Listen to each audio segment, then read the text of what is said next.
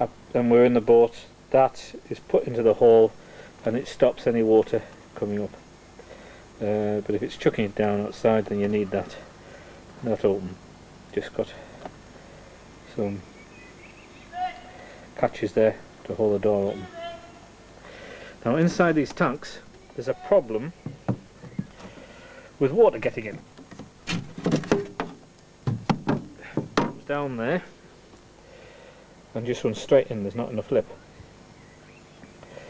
If you haven't got a tank, if your tank's rotted, we know of a person who can supply them. They're about 40 or 50 pounds though, they're not very cheap, but they can give you new tanks to fit inside.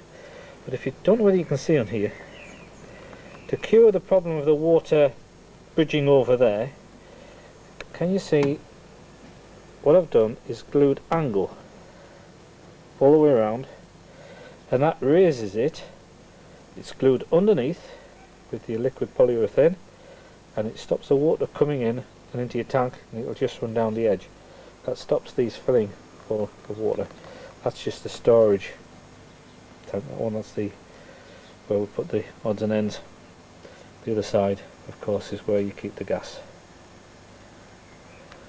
Right, Kelvin, this is the door. Goes right the way down the bottom. The only thing it is it's just like the basic trim, and then I don't know whether I've got, you can see from here, just behind here is just like an angle, just an angle, and it's pop riveted into there and into there, and that holds it square. Just a piece of aluminium angle, and the wood's put down the inside.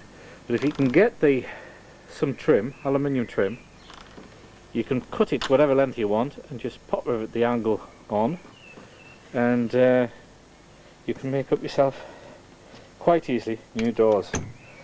I think they look a lot nicer with the doors. As I said, it is a bit awkward the way that as you come out you can get out quite easily, but to get into here to your seating area you have to just push that forward. It's a bit awkward, but of all the doors I've seen, because one or two I've altered them, this is still the best that I've seen, the best design I've seen. So gives you an idea what the original doors were like. I was mentioning to you about the drain. You were saying you were thinking, I think you were thinking of putting one on. Well, that's the drain there, and it's actually as far down as you can get it. Some have put it a bit higher up, but if you put it any higher it means that you do get that puddle of water at the back. But you might get a little puddle across there anyway, which is nothing really. But if you have it as far down, it means that you can drain, you keep your boat dry if any water does get in. That little patch there, all of them will have it. That's where the exhaust used to come out. Ceiling of the outside. If you can you see just up there? I don't know whether I can show you that little bit of plastic.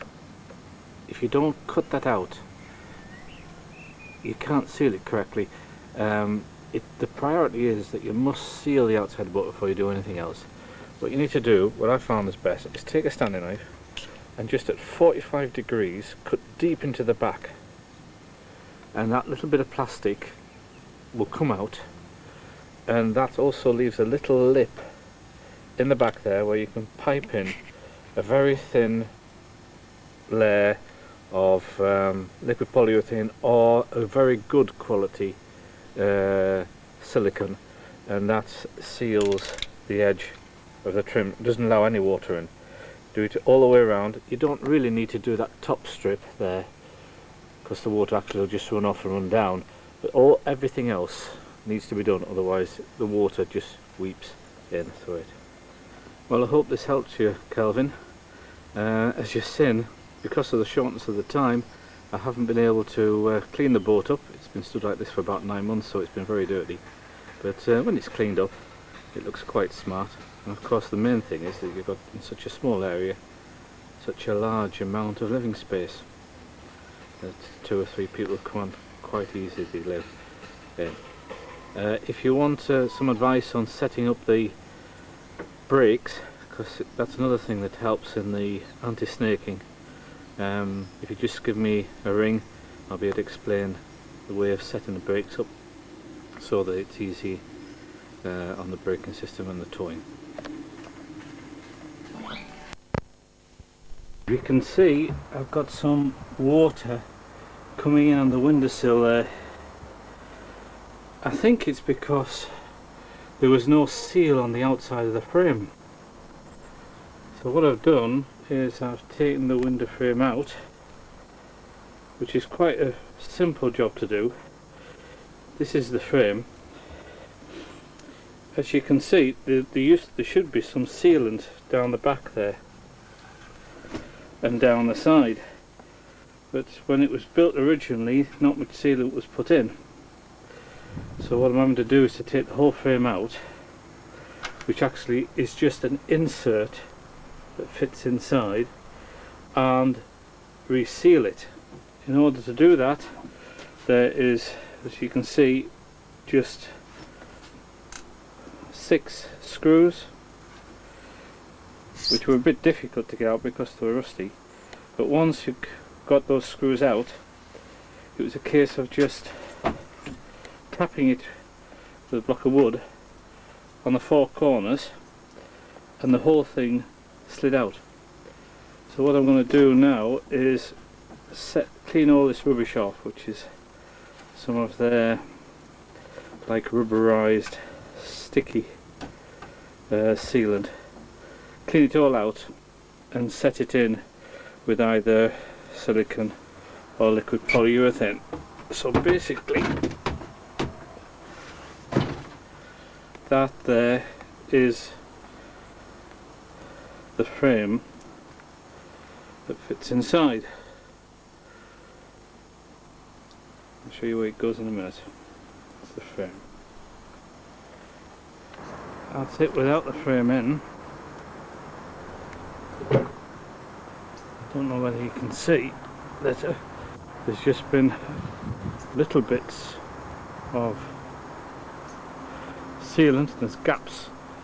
That's the same along the top, and I've allowed it to get in. There's a little ridge down here. It's supposed to stop the water, but I don't think it has. In fact, what I think it's been doing is it's been running down to the corners and then bridging back underneath onto the woodwork on the inside. As you can see, there's the screws. So clean all this off, put some silicone in it, and then put the old frame back in, just slot it back in and put some new screws in, and then hopefully that should cure the problem. When I've taken the window out and cleaned it out, I've noticed that the back of the groove has these dreaded aluminium strips that are difficult to get in and out. But once you've got, say, your window out, and if you've got a broken window, take all the glass out first and then the strips will come out easier. But when I've got the window frame out, it's been relatively easy to get them out. The problem is that they have a, if you see that, oh, it's not going to go in focus. They've got this little groove that's a slot on the front there, and that fits into the groove at the back there, which is recessed in. So the way you have to put them in is you've got to fit that in first, and then bang down on the top of that, and it then goes into place. What I'm going to do is, because I have found that it is water that's been bridging in, this part here was just full of slush. The water's been bridging in and through it and back into the wood. What I'm going to do is set these in silicone, and that will seal it completely. But normally what you find is you're going to take the bottom off and then the top, and then either side comes off relatively easy. But if you are taking a window out, it's a lot easier to break the window, take all the bits of glass out first, because that means that this metal clip is easily pushed backwards and lift the front up, and it then comes out. If you don't do it that way and try to force it out, what happens is they bend and you can't get them back into place. But If you do that, it comes out quite easily. Now that we've got the window out, I thought I would just show you how these window frames are actually put together. Basically, they are just one stretch of metal cut at 45 degrees at the corner. There's two on either side, two on the bottom, exactly the same size. They aren't screwed anywhere in here, but they're only kept together by this crimping. If I can get this crimping. They've got aluminium corners with like beads there, and then the edge is just crimped down onto it. If you undo the crimping, put a screwdriver in there, lift the crimping up, then they'll come apart. Now on the doors and some of the windows, instead of it being ridged, that is just plain. And what they've got is just either one or two pot rivets in the corners. If you drill the pot rivets out, the whole frame then just comes to pieces. And it's only held together basically just by the force on the 45-degree angle, squeezing it together, and either held in by crimping or held in by the pot rivets. As you can see, this is the bit that's been causing the problem. When I got it apart, I actually found that all that was black. It hadn't been touching the main frame at all. There's been a slight gap. So as the water had run down off the roof, because this is the top, it had caught on the lip and bridged back in. It had then run along and down the edge, down to the corner where the water was getting in. So what I'm going to do is pipe in silicone into here and into the back. I'm using silicone here, not liquid polyurethane, because I might want to get the window out in a future date, and if you use liquid polyurethane it will actually glue it into place. Just pipe it in, push the window back in, screw it up, and that should be a permanent seal. There should be no water getting that window at all.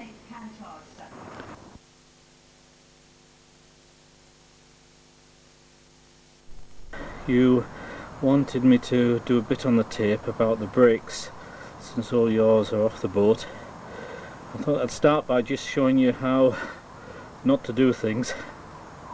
Went on the Norfolk Broads this last year, which is 300 miles from where I'm at, and when we came out of the water I asked someone to tighten this wheel up. Unfortunately the person didn't know anything about cars or anything like that, didn't tighten the nuts up very well. I've got 50 miles along the road, and you can now see what has happened if I get it in focus.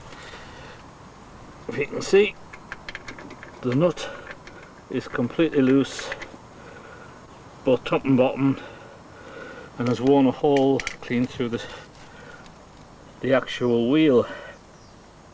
Unfortunately also the studs have worn loose, so we've got a bit of difficulty here in that the wheel won't come off.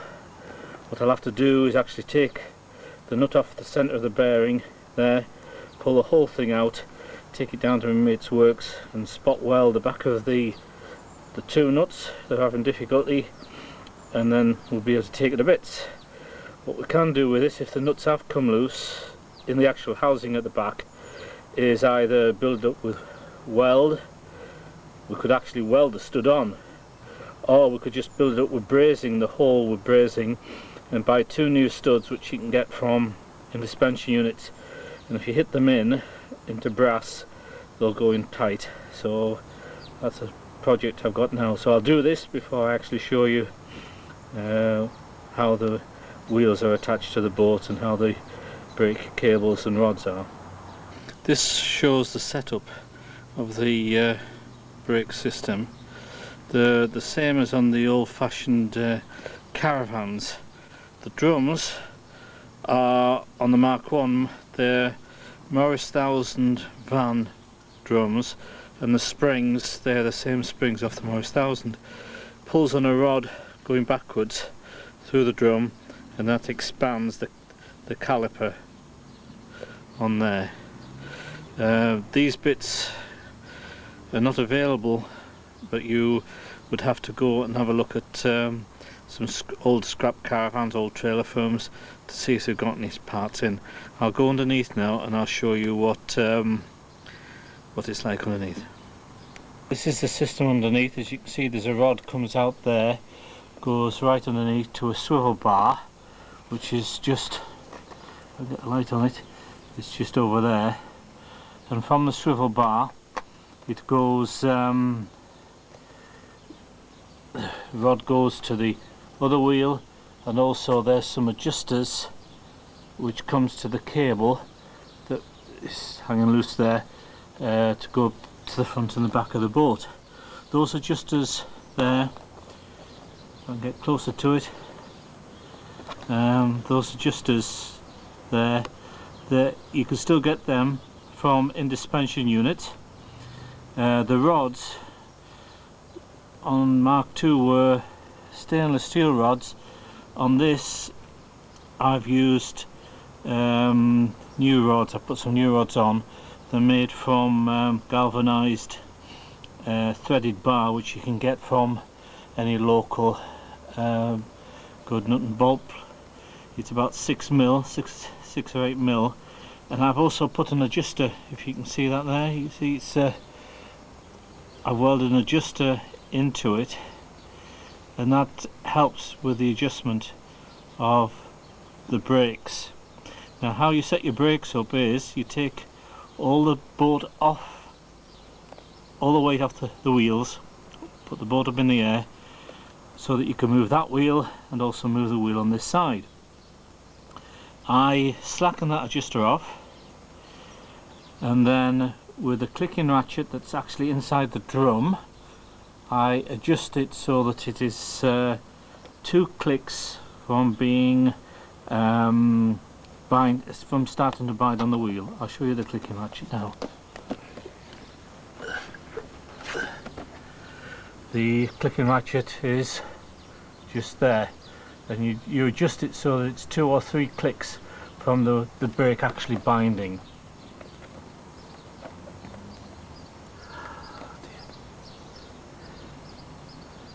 What I do then is, once that wheel has been adjusted, I tighten the handbrake lever so that it is just coming on, and then coming across to the other wheel I adjust that adjuster, which means so that the other wheel is just coming on, and then tighten everything up. So then you've got both wheels coming on at exactly the same time. With that adjuster there, I make sure that the cable from front to back is coming on at the right time. I'll show you that in a minute now. But the those bits there are all available from in suspension units. This is the front brake lever. Now, the wire that has come from front to back is attached inside there. I've got an eye on it, which I've had fitted, and then I've got a shackle attaching it to the hole on the bottom of this lever. As you can see, I've had a problem. That lever just snapped there. I've just had it welded up. So we can take the cable off where necessary. Now, how you need to adjust this is this plunger goes backwards as you stop, comes out there, then hits the lever. Some caravan people reckon that that lever should be virtually touching, but if you do that and you have to brake suddenly, it causes a lot of stress on the swivel that is underneath the boat. So what other caravan people have suggested is that you actually have your cable adjusted so that when the plunger goes right the way back, it comes on about 1/4 inch to 1/2 inch before it actually hits the lever. So you want it so that it adjusts it backwards rather than forwards. If you have it adjusted right forward, so it's virtually touching now, then what happens is there's too much pressure on the bottom of the hull. Whereas if you have it adjusted backwards, so it just comes on at the latter half of your braking, then that's the correct way to adjust it, so there's less damage, less pressure on the bottom of your boat.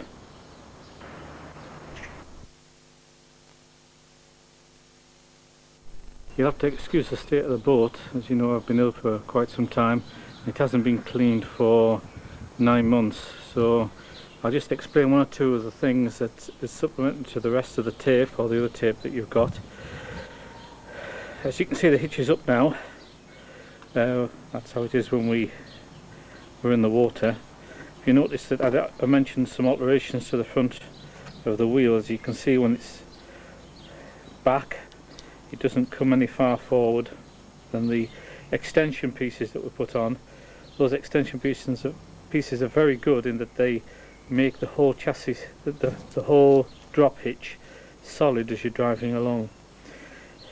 I do explain to you on the other part of the tape, those two bolts on the top on the Mark 1, they are tapped into the chassis, whereas the others have locking nuts on the back.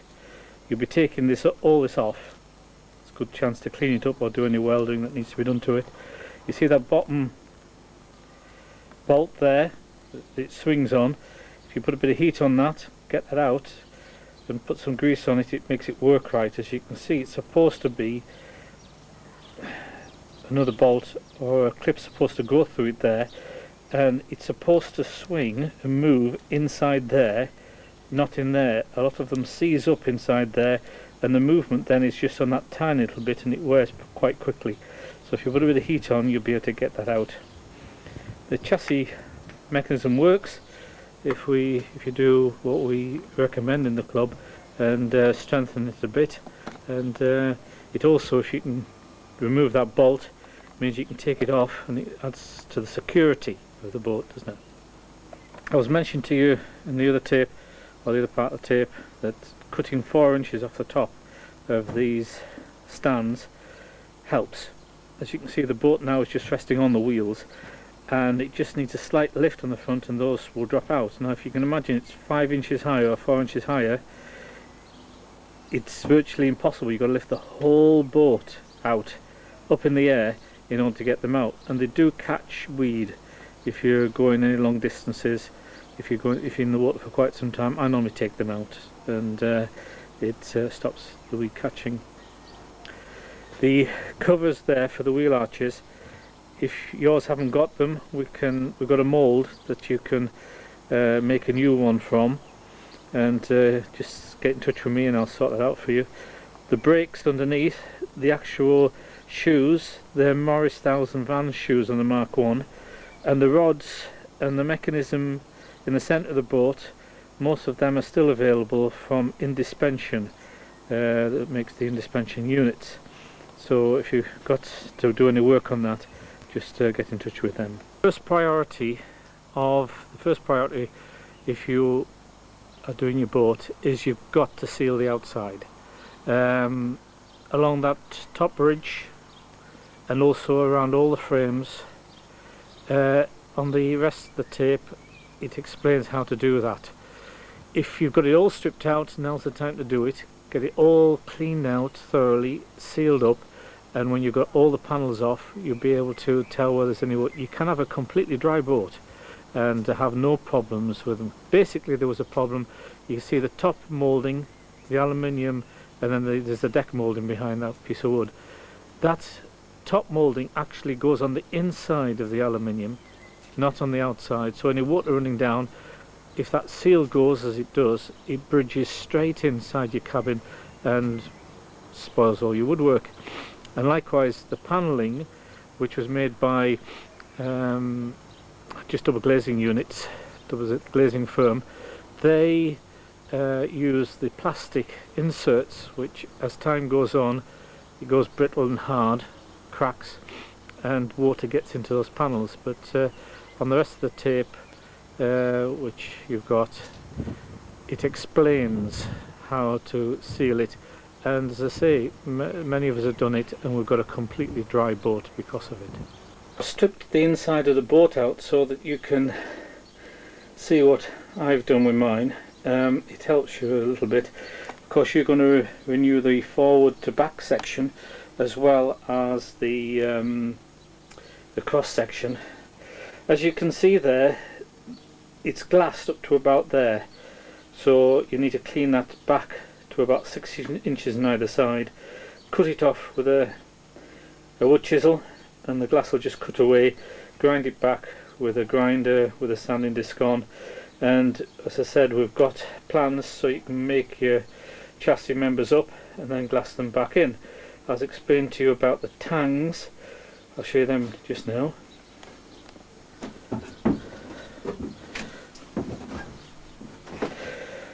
The metal tangs go, there's one there, and there's also another couple coming out of here. You have to measure that to check that they're the same as on the plans. Just measure up. The best thing is to mark dead centre and just go from there to either side and just check that the plans are the same on yours. As I say, the plans is for a Mark II boat. This is yours and mine is a Mark I. I would actually make that tang a bit longer and glass it in. As you can see, I've cleaned the glass step back to about there and glassed it in with 4 layers of 2-ounce glass. If any of this has gone, it's only actually plywood, it's only like a former for the glass. Just cut it back again, put a piece of plywood in and then glass it over again, and it'll strengthen the bottom of the boat up again. I explain how to do this on the other part of the tape. Keep your 2x2 that you've got since you're stripping everything out. That, as I said, this is 1 inch on the other part of the tape, but put 1/2 inch is good enough.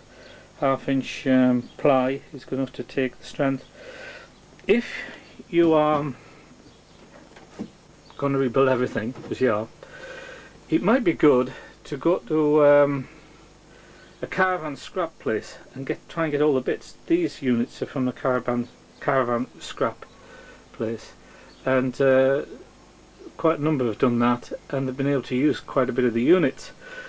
If your sink is too big, don't worry. This was a big sink. It actually had a drainer unit on the end of there, and the only thing I did was cut it off with a grinder and sealed it in, and it became a lot smaller, ideal for this size of a boat. These is off the caravan, and the insides bits are off the caravan.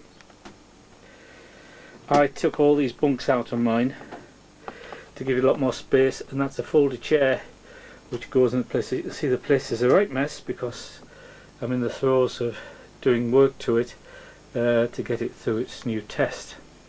Take your engine out of that compartment. You want to take the jet unit off. A tip to do is don't just fill the holes of the bolts that hold the jet unit in, but put one layer of glass on the inside. There's more than one boat that they just filled it with like bodge off a car, but as time goes on sometimes water gets past it and they pop out, and one boat nearly sank. So put one layer of glass on the inside where the holes are and then just bodge it on the outside. You can see I've still got this little shelving unit. It's very handy and helpful. I would recommend people to keep it in. And as you can see, I've still got my gas light. Now you have all sorts of problems if you want a gas heater in the boat of having to cut extra holes, but you'd be surprised at how much heat you get off a gas light. Not only that, but it saves you electricity if you're staying on the boat for quite some time. So think about keeping your gas light in again. As I said, the first thing is to do the outside of the boat to seal the water getting in. Then to sort out your chassis, whether it just needs strengthening or whether it needs renewing. That's the next priority. After that, you'll need to put your electrics in, and if you go down here, can you see in there? My electrics, I've taken the back of the panel out for you. My electrics are just in conduit, and it's just stuck to the inside of the boat with no more nails, and then the wire is just run down, and the actual wire that is used is twin core covered 5 amp, and it's the ones that you can get from all car accessory places, because it's the same as the car accessory people, and it's covered and it's protected. As you can see, there's my gas pipe, and you'll have to fit one of them, which is a gas testing point, and they'll be able to test your gas from there. but you can get from one of them from a good plumber's merchant. If you're not, you can get in touch with me and we might be able to get in touch with you to get one. So all your electrics have to be either in conduit like that, or they've got to be fixed every 12 inches. Your gas pipe has to be fixed every 20 inches, but if you've got a joint, as you can see there,